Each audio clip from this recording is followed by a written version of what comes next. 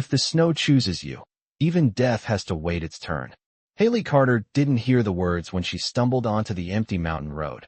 But later she would remember the way the wind seemed to whisper through the pine trees like a warning she was too exhausted to understand. The storm had rolled in fast over Ashford Ridge, swallowing the last of the daylight, and turning the world into nothing but white and shadow. Her coat wasn't made for this kind of cold. It was thin, department store clearance, meant for city sidewalks, not for 12 inches of fresh snow piling up around her boots. Her fingers were numb. Her breath came out in shallow clouds. She shouldn't have trusted him. The ride. The promise. The way he said, "It's just a shortcut." She remembered the car door slamming, the taillights fading into the blizzard, and the sickening realization that no one was coming back for her. Not out here. Not 20 miles from the nearest gas station. She took one step, then another. The snow swallowed the sound. Her knee buckled. She caught herself on the frozen ground, ice biting through denim. And for a moment she just stayed there, staring at the endless white stretching into the dark woods. This was how people disappeared. Quietly. No headlines. Just a missing person poster curling on a grocery store bulletin board. "Get up," she whispered to herself, her voice barely carrying over the wind. "You don't get to quit." She pushed to her feet, but the world tilted. Her vision blurred at the edges, like someone dimming the lights. That was when she heard it. Not an engine. Not footsteps crunching through snow. Something softer. Controlled. Deliberate. The wind shifted, and the trees fell unnaturally still. Haley turned her head slowly. A figure stood several yards away at the edge of the forest, tall and motionless, dressed in a long black coat that didn't seem to move with the storm. For one impossible second, she thought she was hallucinating. No one could stand that still in weather like this. He stepped forward. The snow didn't cling to him the way it clung to her. It parted, almost respectfully, around polished boots. His face was pale, paler than the winter sky, and sharp as carved marble. Dark hair framed features too precise to belong to an ordinary man.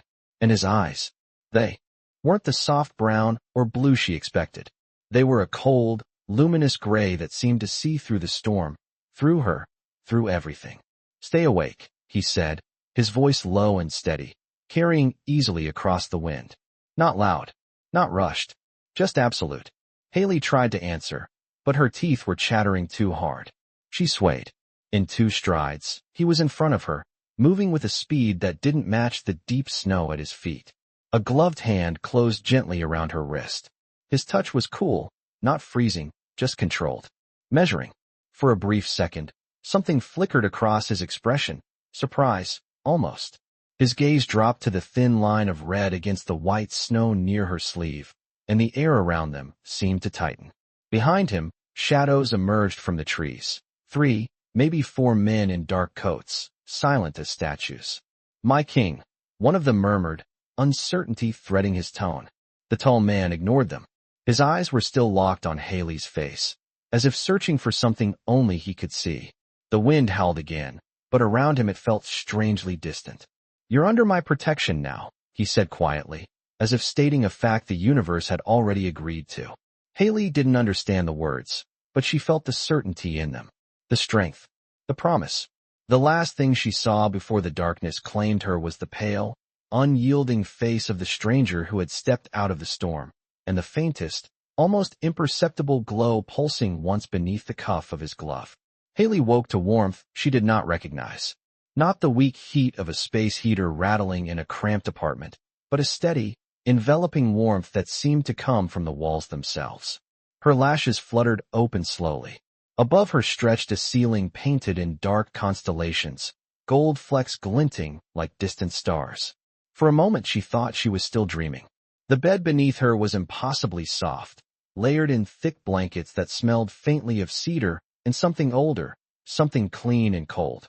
She shifted, and awareness rushed back in fragments. The snow, the road, the man with the pale face and steady voice. Her heart jumped. She pushed herself upright too fast, and the room tilted. A hand closed gently around her shoulder before she could fall. "Careful," the same low voice said. Calm and measured. "You lost a significant amount of heat." Haley turned her head. He stood beside the bed, no coat now, dressed in a fitted black shirt that somehow made his skin look even paler. In the softer light of the room, his features were even more striking, sharp as if sculpted from stone. His eyes were no longer storm gray. They were a darker shade now, almost silver, watching her with quiet intensity. She pulled the blanket tighter around herself. "Where am I?" Her voice sounded small in the massive room. "Ashford Estate," he replied. 20 miles from where you collapsed." She swallowed. 20 miles. That meant he had carried her. The thought unsettled her more than the distance. "Why?" she asked before she could stop herself. His gaze did not waver. "Because leaving you there was not an option." The door across the room opened without a knock. One of the men from the forest stepped inside, tall and composed, his expression carefully neutral. "My king, the council has been informed." The title hung in the air like a dropped glass. Haley's fingers tightened in the blanket. "My king." Her eyes moved slowly back to the man beside her. He did not correct it. He did not look embarrassed. He simply inclined his head once, acknowledging the statement as fact. "They will object," the man continued quietly. "They always do," the king answered, his tone carrying the faintest trace of something colder beneath it. The other man's eyes flicked briefly to Haley, curiosity and caution blending together. She was found beyond the northern boundary. That alone will raise questions. "Let them ask," the king said. "I will answer." The room fell silent again after the door closed. Haley's pulse pounded in her ears. "You are not just some guy with good timing, are you?" she managed. A faint shadow of amusement touched his expression, gone almost instantly. "No," he said simply. She glanced down at her wrist where he had held her in the snow. The skin there felt warm now, but for a fleeting second she thought she saw the faintest shimmer beneath the surface, like light catching under ice. When she blinked, it was gone. "What happened out there?" she asked.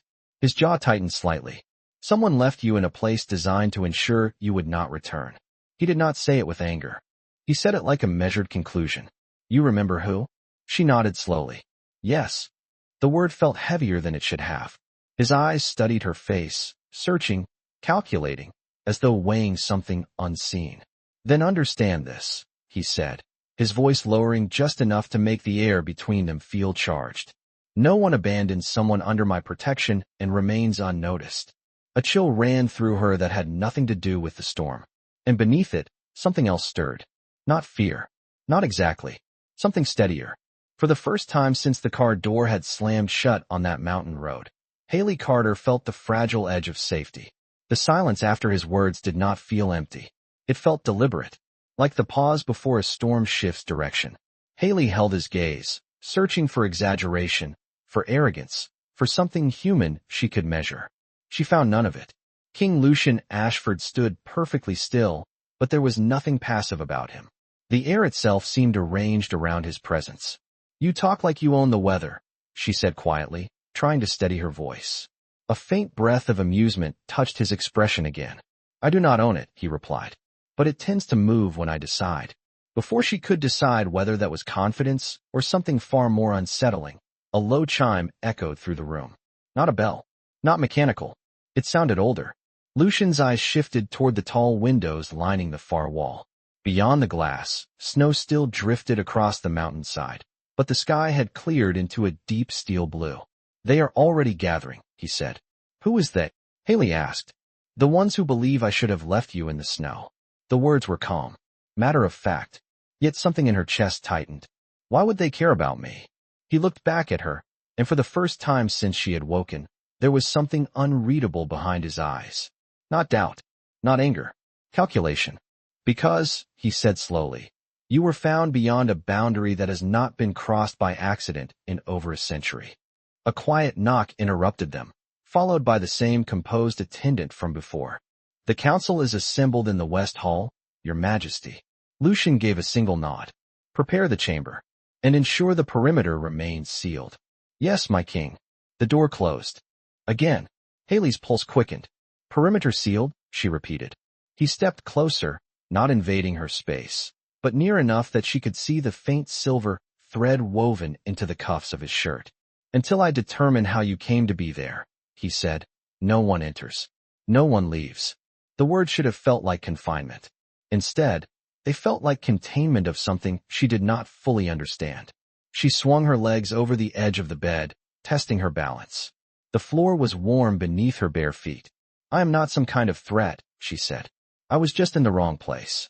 Wrong places do not exist on my land, Lucian answered softly. Only consequences. A flicker of frustration rose in her chest. You keep saying your land like this is some medieval kingdom. His expression did not change. It is. The simplicity of the response stole her next breath. For a moment neither of them spoke. Then his gaze dropped briefly to her wrist. She followed it instinctively. There it was again. Faint. Almost imperceptible. A pale shimmer beneath her skin, like light moving under frost. Her heartbeat stuttered. What is that? She whispered. Lucian's jaw tightened, just slightly. The only visible crack in his composure. That, he said, his voice lowering, is the reason the council will not be pleased. A distant door echoed somewhere down the corridor. Footsteps. Many of them. Controlled. Approaching. Haley looked back up at him. What did you do to me? His eyes met hers, steady and unwavering. I did nothing, he said. But something chose to happen when I touched you. The footsteps stopped outside the room. The handle turned slowly. And for the first time since the storm, Haley understood that being rescued was only the beginning. The door opened without urgency, but the shift in the room was immediate. For figures stepped inside, each dressed in dark tailored coats that seemed cut from the same severe fabric as Lucian's authority. They did not rush. They did not bow deeply. They inclined their heads just enough to acknowledge hierarchy, while making it clear they were not easily impressed. The woman in front moved first. Her silver hair was drawn back tightly, her pale face composed and sharp. Her eyes flicked from Lucian to Haley and back again, assessing, calculating. Your Majesty, she said evenly. We were told. You retrieved a human beyond the northern boundary. You were told correctly, Lucian replied, his voice calm and immovable.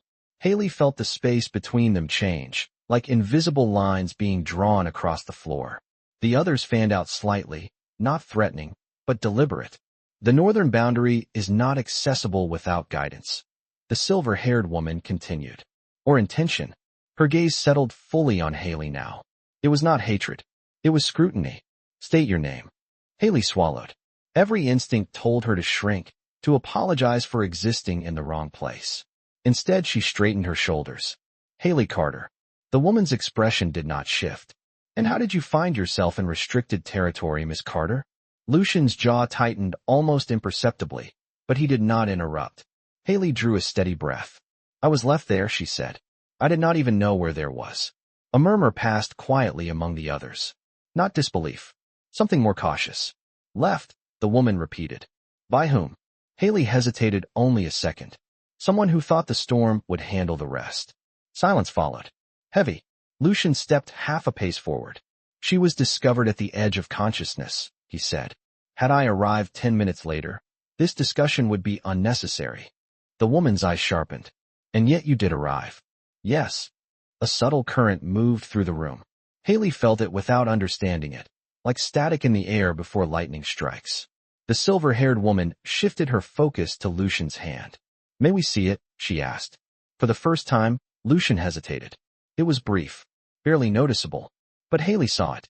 He extended his hand slowly, pushing back the cuff of his sleeve. A faint symbol glowed beneath his skin, intricate and pale gold, pulsing once like a distant heartbeat. The room went completely still. It activated. One of the men breathed quietly. Impossible, another murmured. The woman's composure cracked for the first time. That mark has not responded in over 300 years.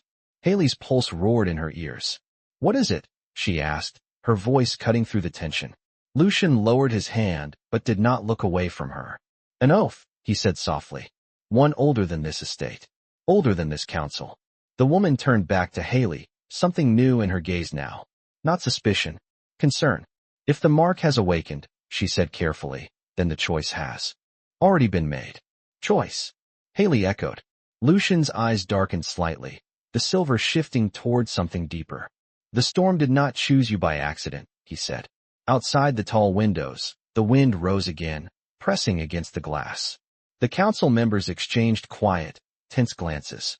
And in the center of the room, between ancient law and modern fear, Haley felt the weight of something vast settling into place. No one spoke for several long seconds after the word choice settled into the air. It did not sound romantic. It did not sound kind. It sounded irreversible. Haley looked from the silver-haired councilwoman to Lucian, searching for someone to explain in plain English what was happening to her life. "You keep talking like something picked me," she said, her voice steady despite the pressure building in her chest. "I did not agree to anything."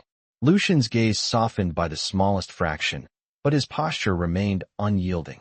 "Agreements are not always signed," he replied. "Some are recognized." The councilwoman folded her hands in front of her, composed once more. "The mark of sovereign oath responds only under two conditions," she said carefully.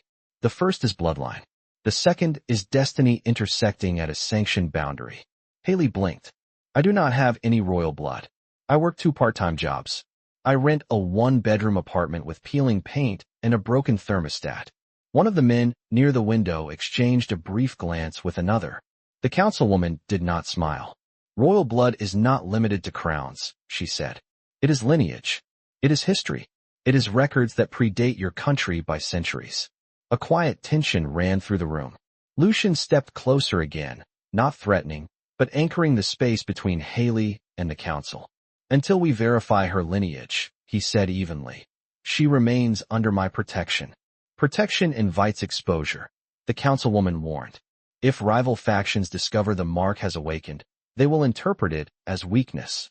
They will interpret it as inevitability," Lucian corrected. His eyes darkened slightly, silver deepening like a storm cloud gathering weight. Haley felt the floor shift beneath her understanding of reality. "What exactly does this mark mean for me?" she asked, forcing herself not to look away. The councilwoman answered this time. "It means you are now bound to the fate of this estate." The words landed heavy. Bound. Fate. Estate. That sounds less like protection and more like prison, Haley said quietly. A faint pulse shimmered again beneath her wrist, subtle but undeniable. Lucian noticed it instantly. His expression sharpened. "It means," he said in a lower voice, "that your presence here is no longer coincidence. And because of that, anyone who placed you beyond our boundary did not act randomly." The realization moved through Haley slowly. "You think I was sent there?" she whispered. "Not merely abandoned." The councilwoman inclined her head. "The northern boundary has been tested before. Never successfully. Until last night." A long silence followed. Outside the windows, the wind pressed harder against the glass, as if trying to listen. Haley drew in a slow breath. "Then whoever left me there did not just want me gone," she said. "They wanted you to find me." Lucian's jaw tightened, and for the first time since she had seen him, something like restrained anger flickered beneath his control. "Yes," he said, "and that means the storm was only the beginning." The council members exchanged another series of quiet looks, calculations unfolding without words. The silver-haired woman finally spoke again. "Then the question is no longer who she is," she said. "It is who benefits from the king's oath being reawakened." And in the center of the chamber, with ancient law tightening around her like invisible threads, Haley Carter understood that survival had shifted into something far more dangerous than snow and silence. The council chamber did not erupt into argument. It shifted into strategy. That was somehow worse. Haley could see it in their eyes, in the way they repositioned themselves slightly farther from the center of the room, as if widening the circle around an unseen map. She felt like a marker placed on it. Lucian did not move. He stood exactly where he had been, between her and the council, one hand loosely at his side, the other still faintly warm from where the mark had glowed. "Seal the eastern and northern access points," he said calmly. "No visitors. No departures without my authorization." "Your Majesty," the silver-haired councilwoman began, measured but firm. "Locking down the estate confirms vulnerability. If this was orchestrated, those responsible will be waiting for such a reaction." Lucian's eyes sharpened. "Then let them wait." The temperature in the room did not drop, but Haley felt a subtle pressure build, like air before a thunderclap. "You are assuming the threat is external," one of the other council members said quietly. The mark did not respond to proximity alone. It responded to contact. His gaze flicked briefly toward Haley's wrist. "Which means either her lineage is directly connected to the original oath, or someone manipulated events to create a false trigger." False trigger. The words echoed inside Haley's chest. "You are saying this could be fake?" she asked. Nothing about that symbol is fake, the silver-haired woman replied. But symbols can be provoked. Lucian's jaw tightened. The mark is bound to me, he said, his voice low and absolute. It does not activate for politics. A long pause followed. No one openly challenged him, but doubt lingered like fog. Haley drew a steady breath. What exactly was this oath, she asked. 300 years ago, the councilwoman answered. Your king forged an alliance beyond our kind. A safeguard. If ever the boundary was breached by design, the mark would awaken to signal that the agreement had returned. Returned how? Haley pressed. Through blood, Lucian said quietly. Her pulse quickened. I told you. I do not come from some secret royal line. You come from somewhere, Lucian replied. His gaze softened, not in weakness, but in recognition of her confusion. Every lineage traces backward, some further than they realize. A knock sounded at the far door. This one sharper, urgent, but controlled. The attendant from earlier stepped inside, composure intact, but eyes alert. My king. A vehicle has approached the outer gate. It claims to be seeking Miss Carter. The room froze. Haley's breath caught. Who? She whispered. The attendant consulted a tablet in his hand. A man identifying himself as Daniel Mercer. The name hit her like cold air rushing into her lungs. Lucian noticed instantly. You recognize it, he said. She nodded once. He is the one who left me on the road. Silence fell so completely it felt intentional. The council members exchanged glances heavy with confirmation. Then this is no coincidence, the silver-haired woman said softly. Lucian's expression changed. Not anger. Not surprise. Something colder. Strategic. Open the gate, he said. But do not lower the perimeter. Your Majesty, the councilwoman cautioned. You will not meet him alone. Lucian's eyes shifted to Haley for a fraction of a second, then back to the council. No, he agreed. Evenly. He will not be alone either. And as footsteps echoed once more through the hallways of Ashford Estate, Haley understood that whatever had begun in the snow was now standing at the gate, asking to be let inside. The west hall of Ashford Estate felt colder than the mountain air outside, though no frost touched its marble floors. Haley walked beside Lucian in silence, aware of the council members trailing several steps behind them like silent witnesses to something already decided. Tall windows lined the corridor, revealing the long driveway below where a single black SUV idled at the outer gate. Its headlights cut through the lingering snow like twin accusations. Haley's pulse quickened with every step. You do not have to face him, Lucian said quietly, his voice low enough that only she could hear. Yes, I do, she replied, surprising even herself with the steadiness in her tone. If this is about me, I am not hiding behind walls. His eyes shifted to her, studying her profile for a long second. There was no mockery there, no dismissal, only acknowledgement. The massive double doors at the end of the hall opened before they reached them. Beyond lay the entry chamber, vast and echoing, lit by iron chandeliers suspended nearly 20 feet overhead. The main door stood closed, but through the glass panels she could see Daniel Mercer standing outside the threshold, snow clinging to the shoulders of his coat. He looked smaller than she remembered, less certain. When the doors finally opened, the cold air swept in briefly, carrying the sharp scent of pine and exhaust. Daniel stepped forward instinctively, but two of Lucian's guards shifted subtly into position, not touching him, only reminding him of invisible boundaries. Haley, Daniel said, his voice strained but controlled. Thank God you are okay. She did not move toward him. She remained exactly where she was, feet planted on polished stone. You left me on a mountain road, she said evenly. Do not pretend this is relief. Daniel's eyes flickered, first to her wrist, then past her shoulder to Lucian. He swallowed. It was not supposed to go like that. The words hung in the air like smoke. Lucian's presence sharpened beside her, not stepping forward, but becoming unmistakably dominant in the space. Explain, he said calmly. Daniel straightened, as if reminding himself of something rehearsed. I was told to. Drive her there. That was it. I was told someone would pick her up. I did not know about the storm. The council members behind Haley shifted slightly. Told by whom? Lucian asked. Daniel hesitated for half a heartbeat too long. A private investor, he said.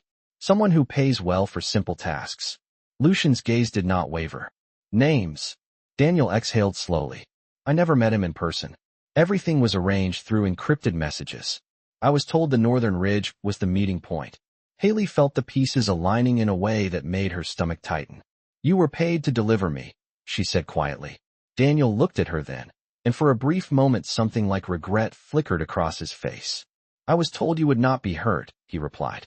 Lucian's expression did not change, but the air seemed to compress around them.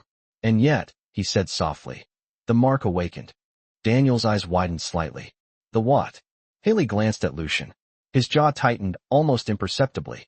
You did not know what the ridge represented, he said, studying Daniel with a precision that felt almost surgical. Daniel shook his head. No, I swear I did not. Silence followed. Heavy. Measured. Finally Lucian spoke again, his voice steady and final. Then you were not the architect, he said. Only the courier. And as the doors slowly closed behind Daniel, sealing him once more within Ashford's walls, Haley understood that the man who had left her in the snow was only a small piece of something far larger than either of them had imagined. The doors sealed with a low, echoing thud that reverberated through the entry chamber like a decision being finalized. Daniel stood several feet inside the threshold now, flanked not by force but by presence. He shifted his weight uneasily, eyes darting between Lucian and the council members who had formed a quiet semicircle around the scene. Haley watched him carefully. He looked different under the vaulted ceilings of Ashford Estate. Smaller, less in control. You said encrypted messages, Lucian stated, his tone neither raised nor softened. Describe the contact. Daniel swallowed. No name. Just a symbol. A crest I did not recognize. Black background. Silver edge. A single vertical line through the center. A subtle ripple moved through the council. The silver-haired woman's posture stiffened almost imperceptibly. Lucian did not turn toward her, but Haley sensed that he did not need to.